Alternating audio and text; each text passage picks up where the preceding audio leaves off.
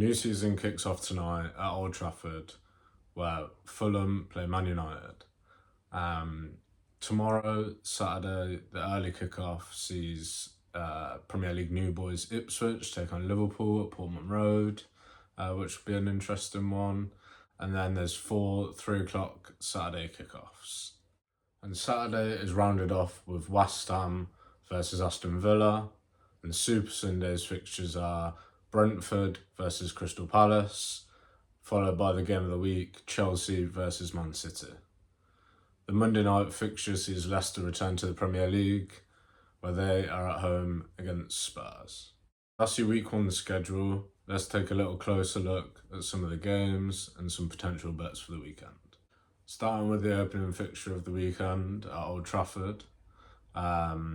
United will be hoping the decision to keep Erik ten Hag isn't going to backfire, but let's see how long that one lasts. They've not had the most convincing pre-season, obviously losing to Liverpool, and then they weren't that bad in the Community Shield, to be fair to them, but kind of let that slip right at the death, and then losing on penalties. They're going to be under a lot of pressure to start this season, keeping their manager. They've made a few marquee signings. However, although they're individually good players, they will look fairly decent. I'm not sure it's actually the area of the pitch that they needed improvements. Of course, a right back and a centre half can improve you, but they struggled to score goals last season, and I really struggled to see where the goals are coming from. De Ligt and Mazraoui are good signings. Lenny Yoro, they got him from Lille. A youngster that plays centre half as well. He's out injured already. Xerxes, let's see what he can do, but not majorly convinced by them. Fulham, on the other hand, they had a good season last year. Probably performed above expectation. They were mid-table, 47 points, which is comfortably going to see you survive and stay clear of the relegation zone. A repeat of that this season is certainly what they'd be hoping for. They weren't great on their travels last year, but they did manage to win this game 2-1. The corresponding fixture last year 2-1, so that kind of highlights Man United's struggles at home. They definitely seem more under pressure when they play at home. In 19 games last season, United only picked up 33 points, scored 31 goals, 27 conceded. I mean, it's very below par for a top team. United really struggled to score goals. They were 39 goals less than rivals and winners Man City, which just isn't going to cut at this level, and they didn't seem to have really made any improvements in that area of the pitch. So it'd be interesting to see how this one goes. In terms of the betting, I think with the kind of shortened pre-season, with the Euros and the Olympics, teams haven't played loads and loads of football. Some of them have been on tours. So I wouldn't expect loads to be different from the end of last season to the start of this season. There may be a few faces changed, but Fulham bringing in Emile Smith-Rowe, Muniz ended the season for Fulham very well. So I think, of course, they lost Paulinho to Bayern Munich, which could be a big loss, but I don't massively see it being too far away from the result last year. So Fulham at 4-1, I mean, that really stands out to me. That's probably a lean, but I'd say the bet I'm going to put up in this one is going to be Fulham draw no bet 3-1. I think, they'll have the confidence that they won this fixture last year. Same managers, similar players. Emile Smith-Rowe has been good in pre-season. A lot of their season's going to come down to how fit they can keep him, of course. But he's played in pre-season, he's scored. I think that kind of extra attacking potency they've got now is going to be good for them in this game. Like I said, Man United Two new defenders in, will they play? No one really knows. Yoro out injured. It's going to be a very similar defence to what we saw last year. So yeah, I think Fulham are massively overpriced it and overlooked. I don't think they're awful. They're probably not the deepest team in the Premier League, but yeah, certainly wouldn't be on Man United at the price they are in the opening game. I think there's a lot of pressure on them to start the season. If they don't start well, then it's probably the start of the end for Ten Hag. So yeah, the bet in this one is Fulham draw no bet at 3-2. Right, moving on to the next game. We've got Everton at home against Brighton. This game is interesting to me because of a few things. Obviously, Everton, struggled last season. Clearly wouldn't have struggled as much if they hadn't have had the point deduction. I think that kind of spurred them on to do as well as they did. They're very uninspiring, to say the least.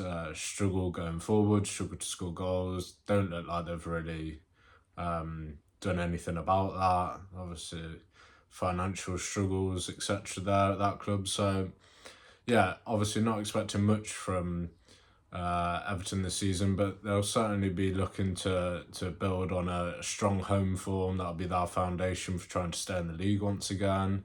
Under Sean Dyche, you'd imagine they'd be tough to beat at home. So yeah, that's Everton in a nutshell, really uninspiring. And Brighton, new look Brighton this season, no De Zerbi. New man comes in, very young, in his 30s. From what I've seen so far, it's going to look a little bit different. For Brighton this season, it's going to look like probably three at the back, a bit more defensively sound, a bit more solid, a bit more structure than De Zerbi ball.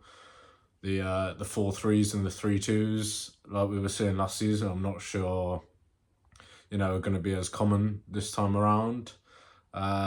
So with that being said, I think the price on the under 2.5 looks kind of priced up based on the Brighton team of last season, the De Zerbi team, which pretty much was a both teams score over 2.5 banker almost every week for the first 10-15 weeks of the season. So yeah, kind of going back to Everton, I think under 2.5 as hitting 13 of their last 24 home games or something like that. So obviously to be getting something that evens that is happening more than 50% of the time, I'm quite happy with that. And yeah, again, I think Everton are going to look to be strong at home, and Brighton are going to look at this game as one they think they can win, but I'm sure starting away from home rather than at home, they're going to look for the foundations of a better defence this season, certainly.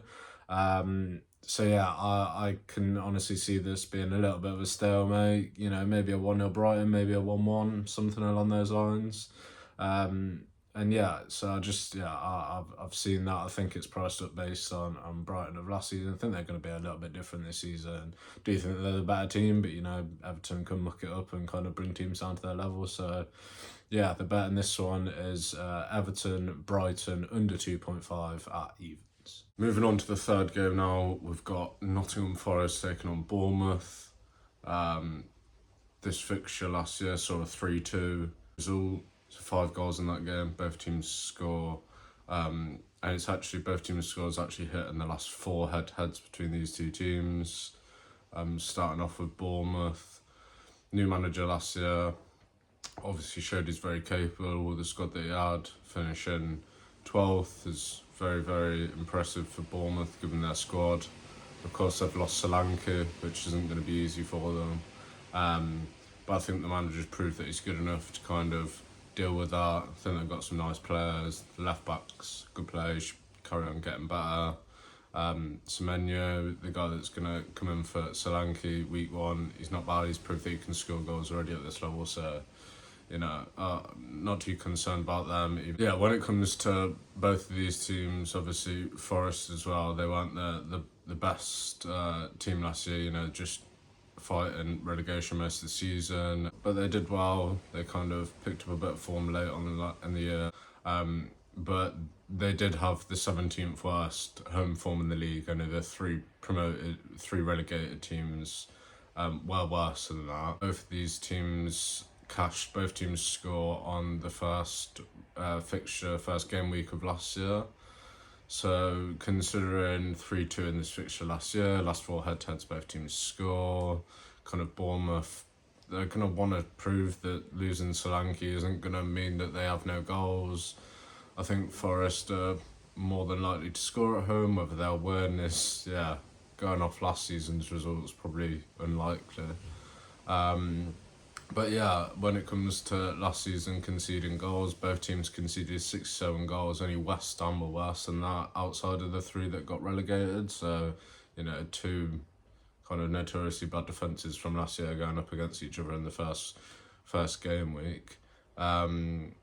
So yeah, having said all that, I think both teams score at 4-7. I think anything better than kind of 1-2 on that is very good odds. I think it's quite likely to happen.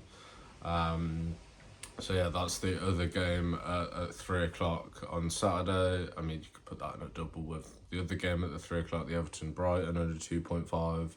But that's the bet for this one. Both teams score. Nottingham Forest versus Bournemouth, 3 o'clock Saturday at 4-7. Moving on to Super Sunday now. First game of the day, we've got Brentford taking on Palace. Palace are obviously their new manager that came in towards the back end of last season, changed things up quite a lot. They kind of changed their shape, played with more about a back three, high wing backs, a bit more attacking kind of intent than they ever had under Hodgson. Definitely looked like they'd improved. Some question marks over players they've lost, Elise, maybe Gehi, but I mean, in all, it looks like they're probably coached to be a bit more attacking, a bit more vibrant up there. So that's definitely good signs for Palace. And